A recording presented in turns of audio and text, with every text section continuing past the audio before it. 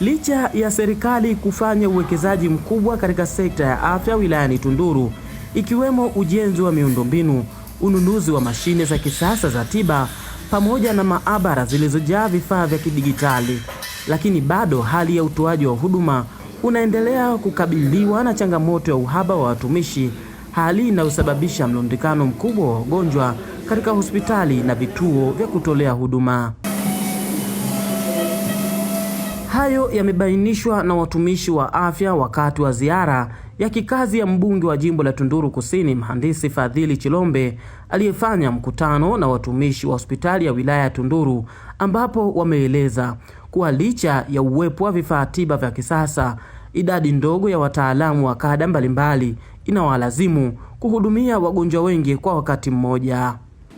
Serikali imesambaza mashine za chemistry, mashine za kupima figo, ini na madini mengine yanayopatikana mwilini kwenye vituo vya afya Mchesi, Mkasale, Mtina, Nalasi pamoja na Matemanga.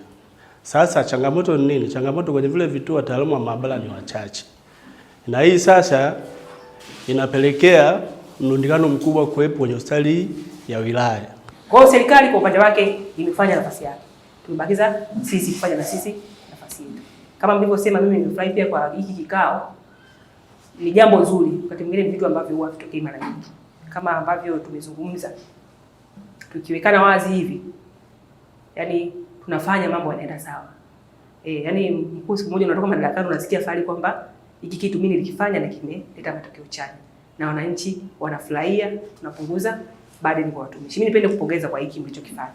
Kwa upande wake, mbunge wa jimbo la Tunduru Kusini, Mhandisi Fadhili Chilombe, amesema serikali itaendelea kuwekeza katika sekta ya afya, huku akiahidi kuwasilisha kilio cha watumishi serikalini ili uwekezaji wa vifaa na miundombinu uende sambamba na kuimarishwa kwa rasilimali watu, hatua itakayosaidia kupunguza mlundikano wa wagonjwa na kuboresha huduma za afya kwa wananchi wa Tunduru.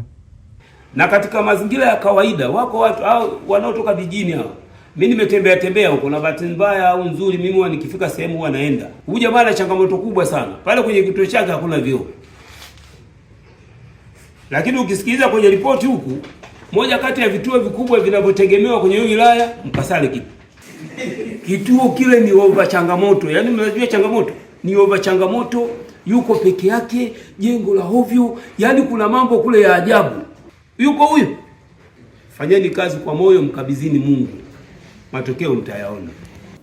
Kwa hiyo kuna vitu ambavyo sisi tunaamini kuwa kwenye mifumo yetu hii tutazidi kuvibaini. Kuna hivi ambavyo mmetueleza, kuna ambavyo wananchi wanatueleza, lakini pia na sisi tutajaribu kutafuta changamoto hizi. Ni lazima tuje tutoe mrejesho. Yaani tunapenda hivi vitu viwe ni endelevu ili tupate matokeo mazuri, na ndio maana tumesema tunachora mstari, tuangalie tunakokwenda tunakwendaje, lakini hatuwezi kwenda peke yetu bila nyinyi. Na maana nyinyi mna vitu na sisi tuna vitu na jamii ina vitu. Tutajaribu kuunganisha ili tuweze kufika tunakohitaji kufika.